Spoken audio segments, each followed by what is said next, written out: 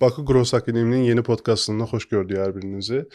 Mövzumuz bugün biznes proseslərin idarə edilməsi olacaq və öz sahəsinin eksperti, peşəkarlardan biri Orxan Hüseynli ilə birlikdəyik. Orxan müəllim, xoş gəlibsiz. Xoş gördük. Necəsiz, keyfiniz, əhvalınız? Çox sağ olun, yaxşı olasınız. Siz necəsiz? Mənəm də probka ilə, tıxacla bitərib gəlib çatdıq, böyük şeydir. Siz də bildiyim qədərilə yaxşı gəldiniz. Bəli, planlı şəkildə, sistemli şəkildə. Okay. Müəllim, qısa özünüz haqqında zəhmət olmasa məlumat verin. Sonra başlayaq. Mən suallarım var bir neçə də. Özümə çox maraqlı olan suallar var. Hansı ki, sizi tutmuşam, bunların hamısını vermək istəyirəm 35-40 dəqiqə ərzində. Buyurun. Böyük məmnuniyyətlə mən Orxan Hüseynli, Bakı Dövlət Universitetinin İqtisadiyyat və İdarəetmə fakültəsini həm bakalavr, həm magistr fəxrləmə diplomu ilə bitirmişəm. Daha sonra Frankfurt Maliyyə və İdarəetmə məktəbindən mikromaliyyə üzrə ekspert dərəcəsi almışam.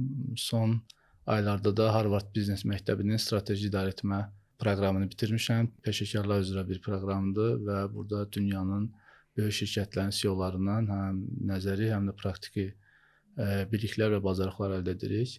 Təhsil həyatımı tamamladıqdan sonra dövlətə olan borcumu yerinə yetirdim. Yəni hərbi xidmətə yollandım. Geri döndükdə isə artıq sürətli şəkildə iş həyatına qatıldım və həyatımın ilk karyera addımlarını mikromaliyyə sahəsində atdım və bank olmayan kredit təşkilatlarından birinə, o zaman dirçəlməkdə olan, inkişaf etməkdə olan bank olmayan kredit təşkilatlarının birində rəhbər vəzifədə çalışdım. Daha sonra Azərsun Holdingdə uzun bir müddət təcrübə yolu keçdim. Sonra ən böyük holdinglərdən biri olan Avrora Holdingdə rəhbər vəzifədə çalışdım və ən son İnnovasiya və Rəqəmsal İnkişaf Agentliyində bir müddət sədr müşaviri vəzifəsində çalışdım. İndi isə Azərconnect şirkətlər qrupunda biznes inkişafı və əməliyyatlar üzrə qrup direktoru vəzifəsində çalışıram. Müəllim, biznes prosesinin idarə edilməsi peşəsidir, ixtisasıdırmı, vəzifəsidirmi deyim? 10 il, 15 il əvvəl yox idi. Mən sizdən sonra tanımağa başlamışam biznes prosesinin idarə edilməsi vəzifəsini. Ümumiyyətlə bilmirəm, burada çalışmaq üçün hansı ixtisasdan məzun olmaq lazımdır, necə məzun olmaq lazımdır? Sizin də həyat yolunuza baxanda maliyyə auditdən keçibsiz biznes idarə edilməsi üzrə ekspertliyə. Necə baş verir bu? Ümumiyyətlə bu nədir biznes prosesinin idarə edilməsi? Gözəl sualdır, aktual sualdır. Belə deyək, uzun müddət öncə bəzi şirkətlərdə bununla bağlı qısa da olsa addımlar atılmışdı, amma bütün şirkətin fəaliyyətini əhatə etməmişdi. Bəli, mən karyeramın ilk illərini maliyyə istiqamətində başlamışam, maliyyə auditi istiqamətində başlamışam və Azərsun Holdingdə 6 il ərzində baş auditor vəzifəsinə kimi yüksəlmişəm. Bu müddətdə də belə deyək, iqtisadiyyatın bütün sahələrini, yəni pərakəndə, istehsalat, kənd təsərrüfatı, satış, distribüsiya, bank sektoru, sığorta sektoru, neft daşımacılığı, hətta futbol istiqaməti, hətta mall, hər bir istiqamət üzrə holdinqə daxil olan şirkətlərin maliyyə və prosesi auditini aparmışam və 2017-ci ildə Azərbaycanda ilk dəfə olmaqla Azərsun Holdingdə proses əsaslı idarə etmənin əsaslarını qoymaq üçün, bunu bütün şirkət üzrə icra etmək üçün bir layihə başlandı və o layihəyə holdinqə daxil olan şirkətlərdən 12.000, 13.000 işçi arasından 20 nəfər seçildi.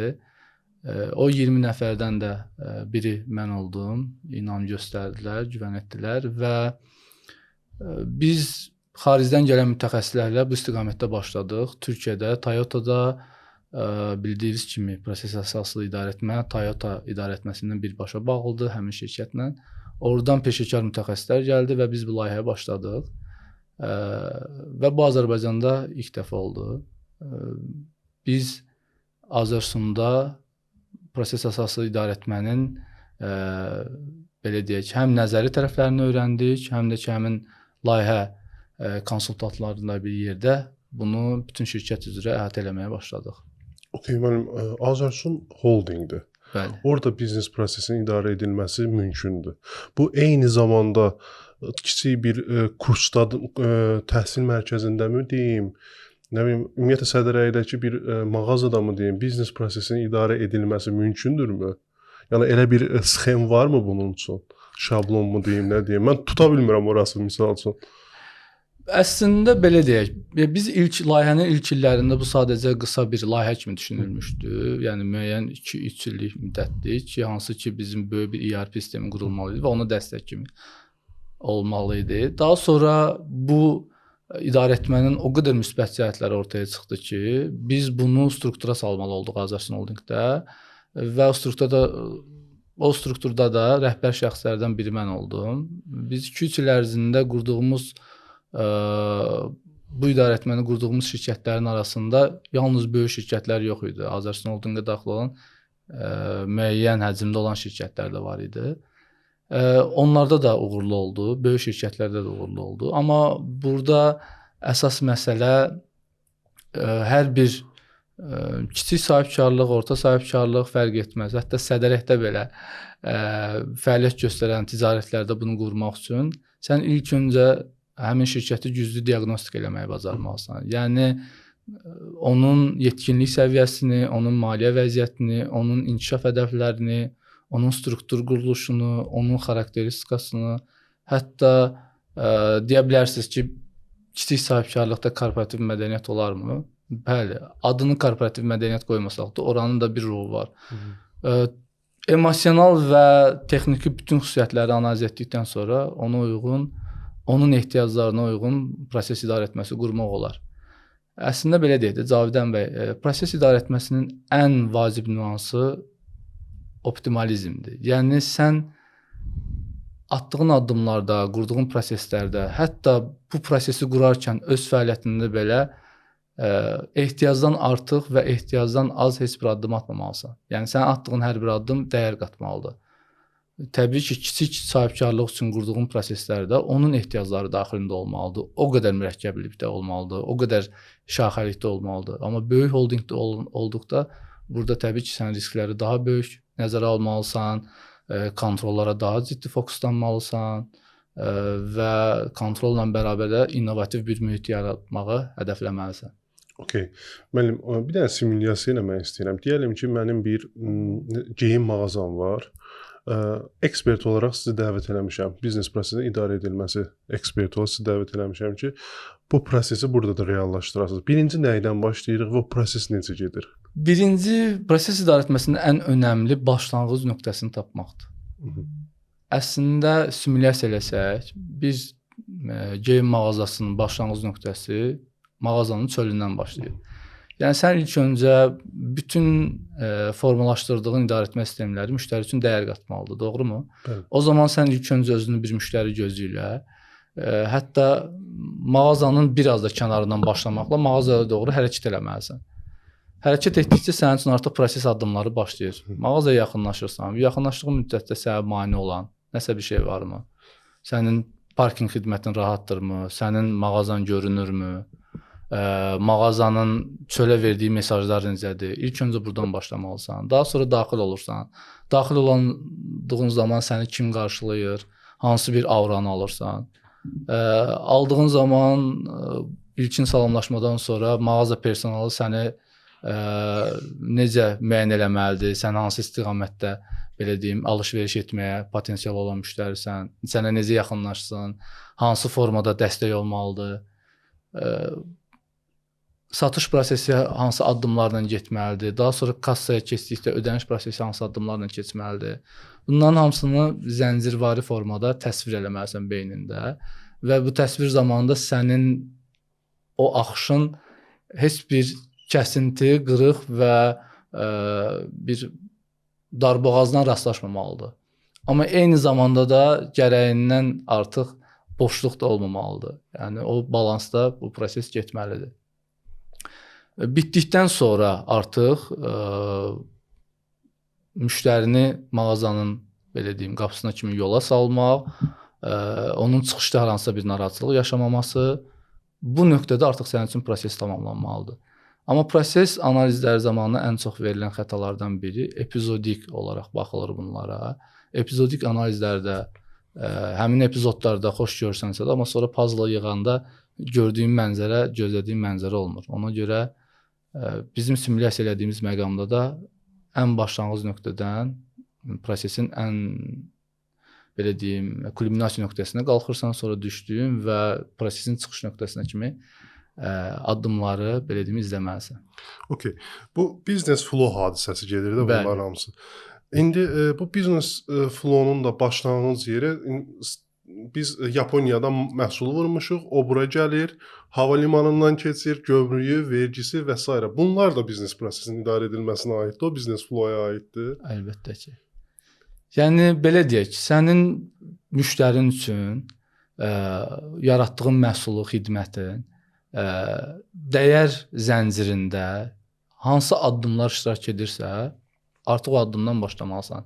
Hətta deyim, siz əgər bir kargo şirkətini analiz edirsinizsə, siz onun xaricdəki artıq çıxdığı nöqtədən hansı hadisələri başlayır, hansı addımlar olur, onları analiz eləməlisiniz. Onlarda darboğazları müəyyən eləməlisiniz, israfları müəyyən eləməlisiniz, daha əlavə nə dəyər qata bilər, onları müəyyən eləməlisiniz. Biz də düşünün ki, məsəl üçün, çalışdığımız holdinglərdə prosesləri quran zaman hətta bir dəfə bir təcrübə oldu. Bir xam mal daşınmasına bağlı mən proses analizi aparırdım. Sıxıntı burada müəyyən olunurdu, amma o sıxıntını tapmaq üçün geniş şəkildə proses analizi olunmalı idi və mən başladım buna xam malın Braziliyadan çıxdığı nöqtəsinə. Onun gəmiyə belə deyim, yüklənməsi, gəminin hərəkətində malı, xam malı hansı keyfiyyət standartlarında nəzarət müşahidə edir. Daha sonra onun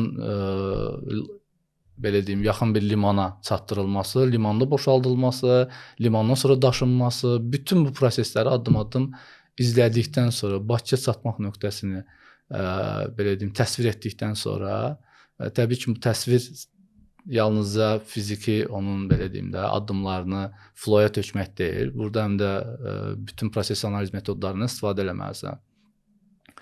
Və düşünün ki, problem hardasa prosesin başlanğıc nöqtələrində, yəni ölkə xaricindəki bir nöqtələrdə müəyyən olunmuşdu. Daha sonra o aradan qaldırıldı və proses öz keyfiyyətinə qayıtdı. Yəni, ona görə müştəri üçün dəyər yaradan bütün addımlar, yəni dəyər zəncirinin bütün addımları diqqətdə saxlanılmalıdır. Misal üçün, bu yaxınlarda inşaat şirkətlərin birində bu biznes proseslərin idarə edilməsi məsələsində günahkar sırf o işə baxan adam olub. Yəni, yeyinti olub, yeyintinin səbəbkarı kimi də o biznes proseslərini idarə edən şəxs göstərilib.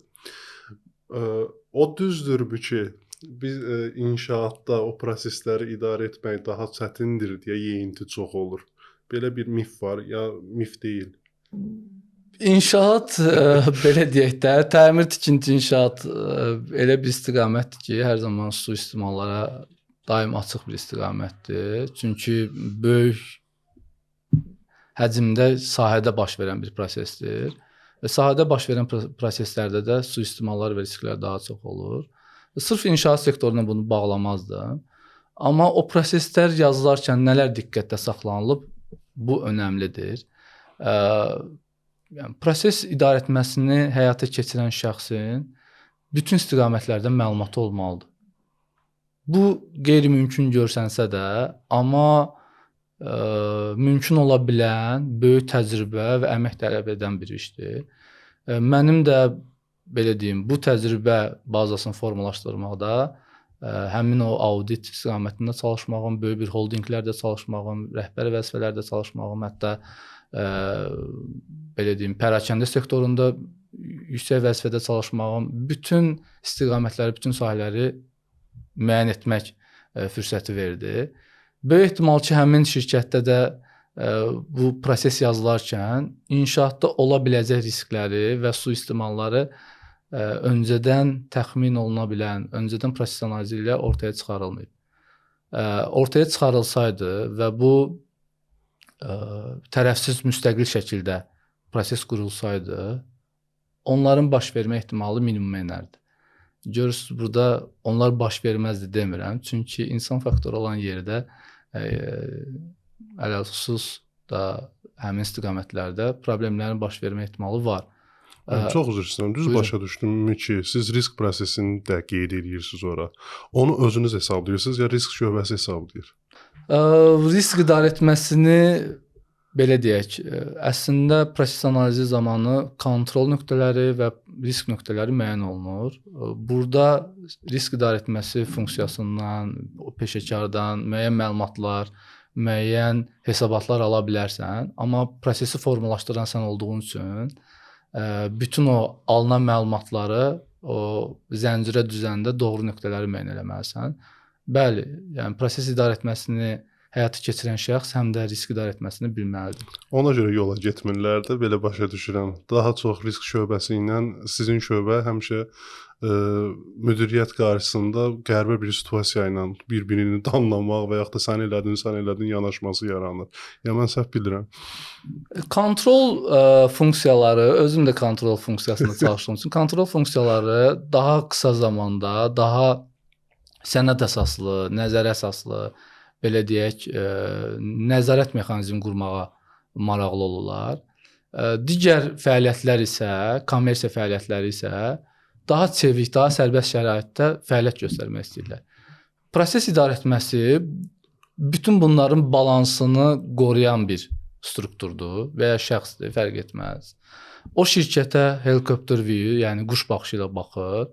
Şirkətin əsas strategiyasına xidmət edən addımlar nələrdir və onlar necə olmalıdır müəyyən edir. Təbii ki, bu addımları müəyyən edərkən sən bəzi halda kontrol mexanizmlərini biraz daha çevik edə bilirsən ki, bu nəzarət funksiyalarının xoşuna gəlmir. Və ya tam tərsi, sən kommersiya, daha çevik fəaliyyətləri risklərini azaltmaq üçün, daha effektiv ola bilməsi üçün biraz əlavə nəzarət nöqtələri müəyyən etdiyin zaman da digər istiqamətdən xoşuna gəlmir.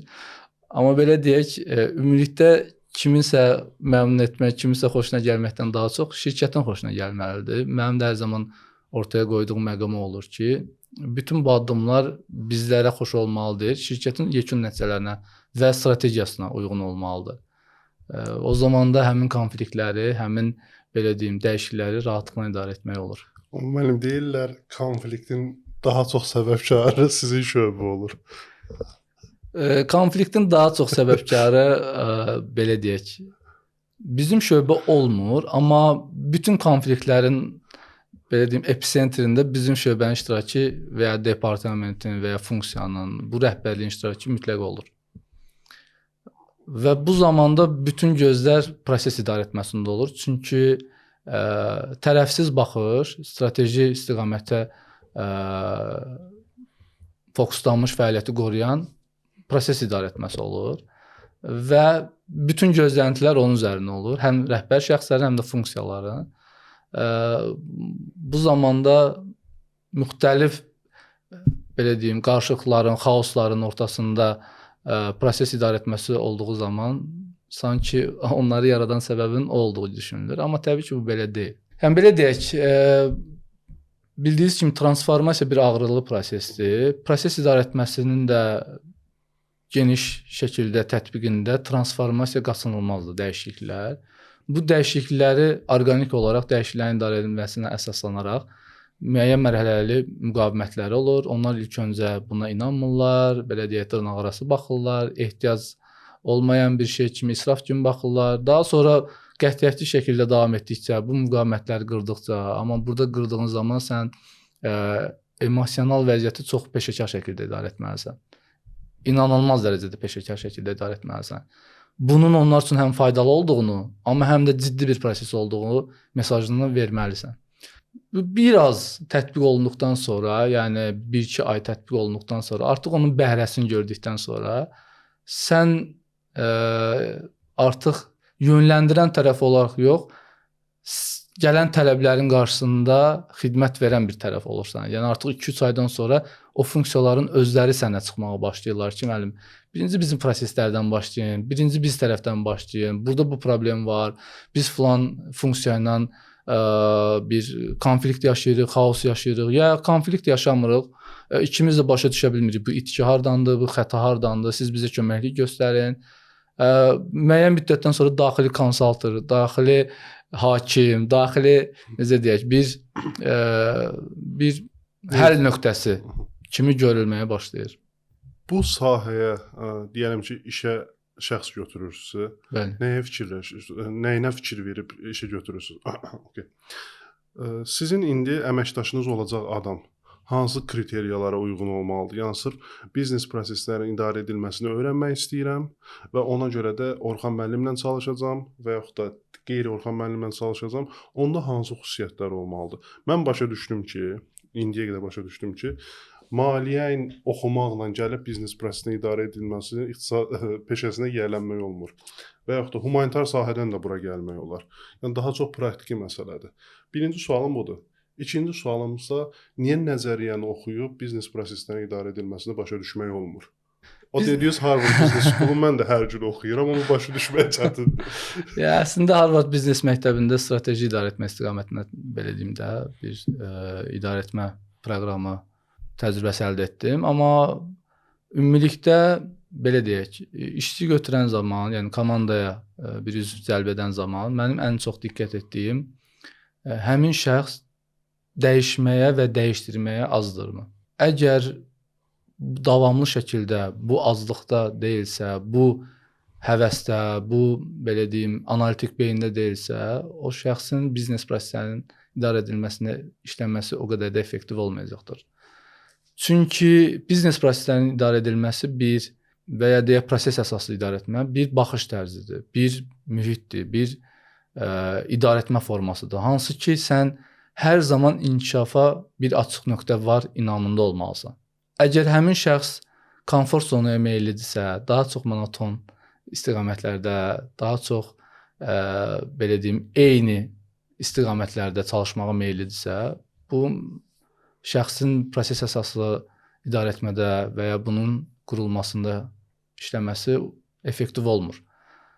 Lakin emosional idarə etməsi güclüdürsə, kommunikasiya bacarıqları güclüdürsə, bir konflikti, bir anlaşılmazlığı çox qısa vaxtda itki olmadan effektiv şəkildə həll etməyi bacarırsa, prosesləri analiz edən zaman empati qurmağı bacarırsa, simulyasiya eləyə bilirsə, təxəyyül gücü varsa, həmin şəxsi işə cəlb etmək olar. Daha digər tərəfləri isə analiz etdikcə, təbii ki, onun bazası da formalaşacaq, təcrübə bazası, onun bütün funksiyalardan məlumatlı olması da önəmlidir ki, o satışın hansı ruhu var, maliyyənin hansı ruhu var, satın almanın hansı ruhu var, güclü şəkildə onların reallıqlarını, gündəliklərini, onların tələblərini, öhdəliklərini, məsuliyyətini ayrı şəkildə başa düşməyi bacarmalıdır. Bilirəm, bu biraz mürəkkəb səslənir, çox geniş təcrübə və analitik. Siz dedikcə məndə bir sinə yaranır, yəni universiteti qutarıb gəlib sizdən işləmək olmaz. İşləmək, belə deyək, nəticə verməsi biraz zaman alacaq, amma lakin əgər işləyərsə, düşünün ki, bütün istiqamətlər üzrə analitik bir təcrübə əldə etmiş olacaq. Bilirsiniz, o qədər belə dəqiq deyə bilmirik ki, budur. Adam maliyyəni oxuyur, gəlir maliyyəçi olur. Və yaxud da adam gedir riyaziyyat müəllimliyini oxuyur, gedir riyaziyyat müəllimi olur və bilirsən ki, bunun işi riyaziyyat müəllimidir, maliyyədir. Biznes proseslərinin idarə edilməsi o qədər geniş sahədir ki, nə işlə məşğul olacaq sualına cavab, belə konkret cavab tapılmır. O günləri Tulane Universitetində idi, səhv eləmirəmsə, belə bir ixtisas gördüm. Business Engineering. Oradakı dərslərin əksəriyyəti biznes proseslərinin idarə edilməsi ilə bağlı idi. İndi mənim də ağlımda yarandı ki, mən magistratura oxumaq istəyirəm, ora gedimmi, getməyimmi? Biznes proseslərinin idarə edilməsinin kitabını açıram, qoyuram qabağıma, oxumaq istəyirəm, mən heç nə başa düşmürəm. Yəni o praktikası olmadan başa düşülməyən bir şeydir. İndi mən onu yaratmaq istəyirəm ki, nə qədər dəqiq bir elm olduğunu necə izah eləyə bilərik bunu? Elmmi deyim, ya elm demək də mi düz deyil? Ya əslində belə deyək ki, hal-hazırda təhsil verilən həm ölkə daxilində, həm ölkə xaricində istiqamətlərdə konkret olaraq bu istiqamət üzrə bir ixtisaslaşma yoxdur.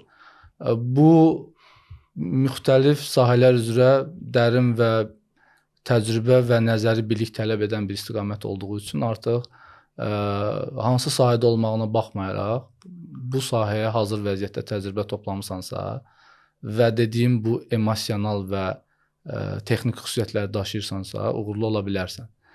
Amma belə deyək, biznes proseslərinin idarə edilməsində çalışan şəxs və ya bu işi həyata keçirən şəxs sürətli şəkildə digər funksiyalarda çalışıb və uğurlu nəticə verə bilər. Çünki artıq o bütün şirkəti anlayır, bütün şirkətin reallıqlarını bilir, strateji istiqamətlərini başa düşür, şirkəti quş baxışı ilə, helikopter view ilə nəzərdən keçirə bilir.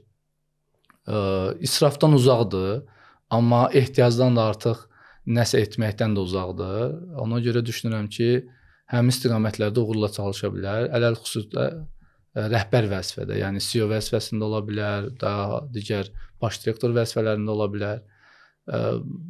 Keçən dəfə mən qızımın təhsil aldığı fənlərdən birinə baxanda orada alqoritma istiqamətini gördüm və mənim 24 yaşında, 25 yaşında iş həyatında ilk dəfə gördüyüm proses xəritələnməsindəki işarələri artıq məktəbdən başlayaraq onların fənnin adı alqoritma da ola bilər, istənilən bir fənn ola bilər, amma artıq onlara bir prosesi adımlı və sxemli şəkildə təsvir etmək, analiz etmək, diaqnostika eləmək bacarıqları aşılanır. Bu nəyə görədir? Bu tək bu istiqamətdə çalışacaqsan və ya çalışmayacaqsan sualın cavabı deyil. Bu strukturlu düşünmək, analitik düşünmə bacarığı yaradır. Yəni əgər sən strukturlu düşünə bilirsənsə, sən istənilən fəaliyyətə sürətli adaptasiya olub nəticə verə bilərsən. Belə deyək, hardasa ötən il bir video izləmişdim mən. Həmin videoda bir konsaltinq şirkətində, böyük bir konsaltinq şirkətində çalışan bir yoldaşdan soruşdular ki, siz necə qısa müddətdə fərqli istiqamətlərə daxil ola bilirsiniz və orada analiz edib təklif verə bilirsiniz. Yəni bu sual tamamilə biznes proseslərə dair bir sualdır. O yoldaş dedi ki, mən sadəcə strukturlu düşünməyi bacarıram.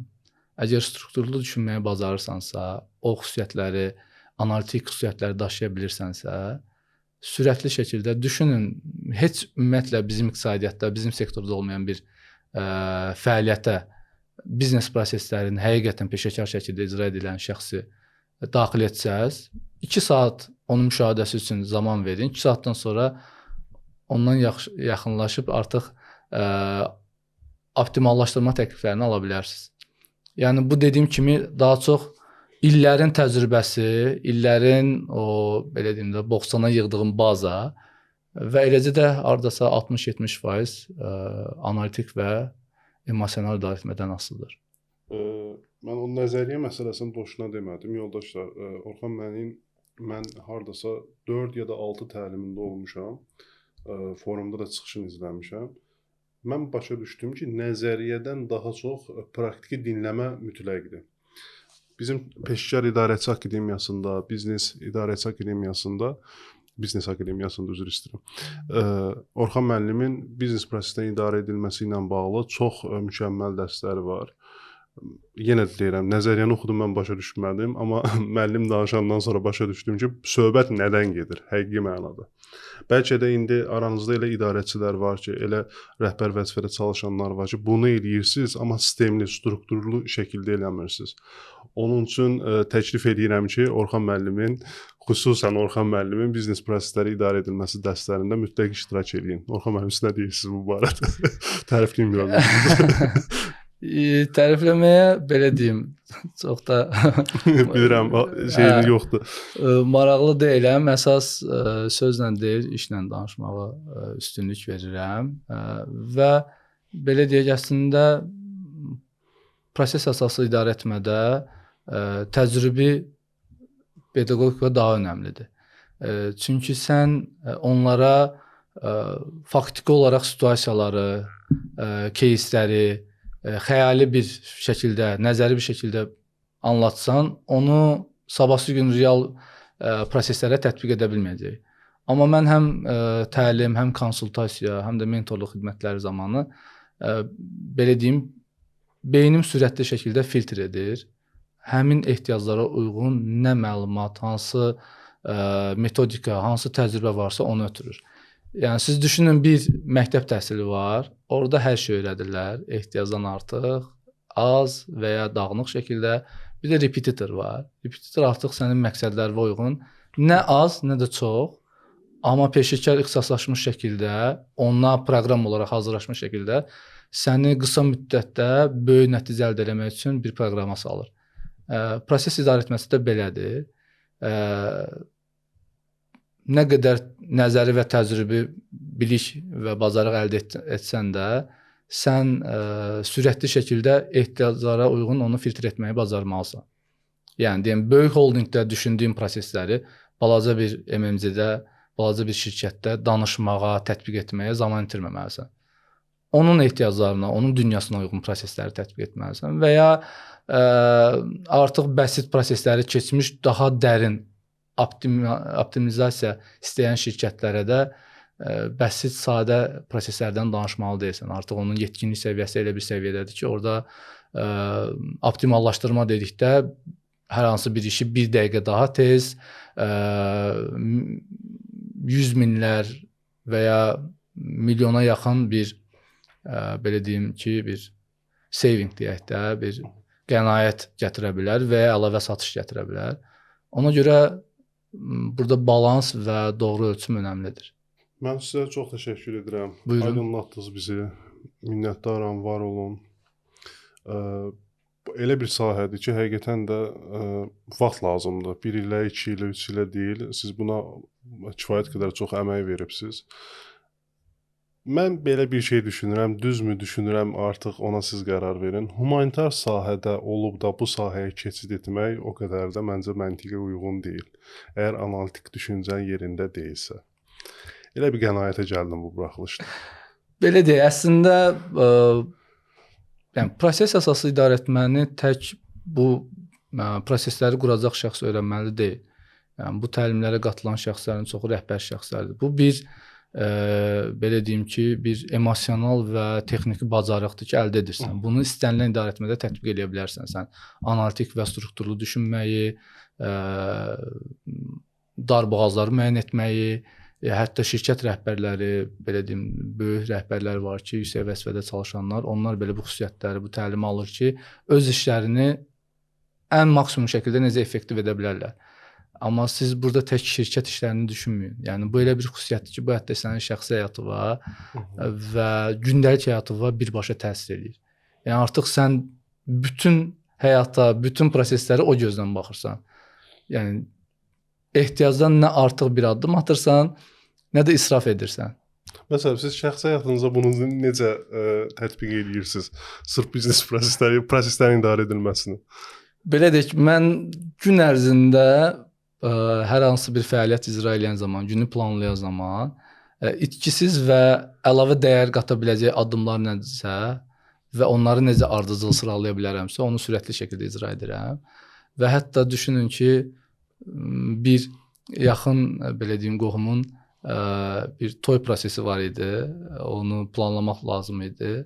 Ən gec saatlara kimi düşünün ki, sabah bir toydur və ən gec saatlara kimi aylarda onu planlaşdırmağa çalışırlar.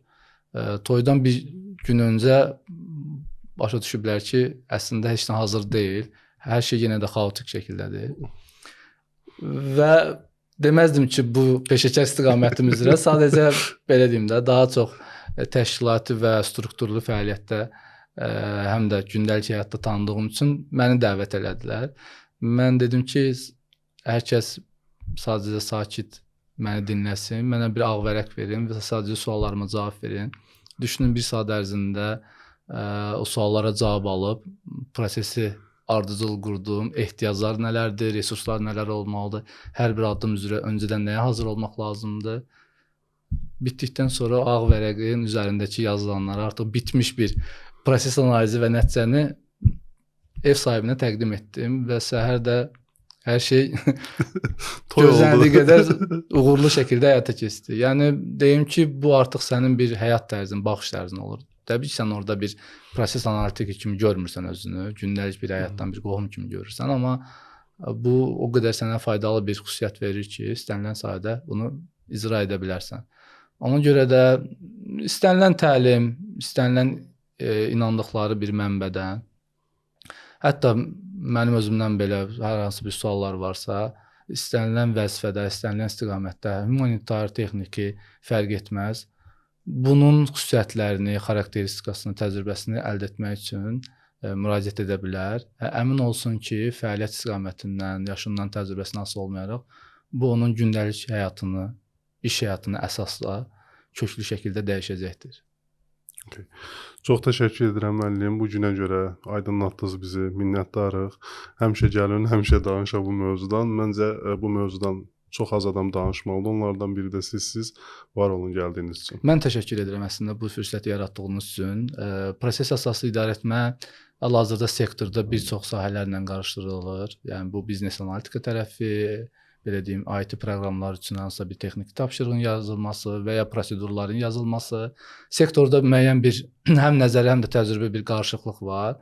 Və mənim də illərdir səy göstərdiyim istiqamət odur ki, həqiqi anlamda proses idarəetməsi nədirsə, onu peşəkarlarımız, şirkətlərimiz öyrənsinlər, bilsinlər və öz fəaliyyətlərinə faydalı şəkildə tətbiq edə bilsinlər. Bu fürsətdən də yararlanıb qısa da olsa bir məlumat verdim ki, əslində proses idarəetməsi nədir, onun əsas dəyərləri və xüsusiyyətləri nələrdir. İnanıram ki, izləyicilərimiz üçün faydalı olmuşdur. Məncə faydalı oldu. Çox sağ olun, minnətdarıq. Mən təşəkkür edirəm, çox sağ olun. Sağ olun.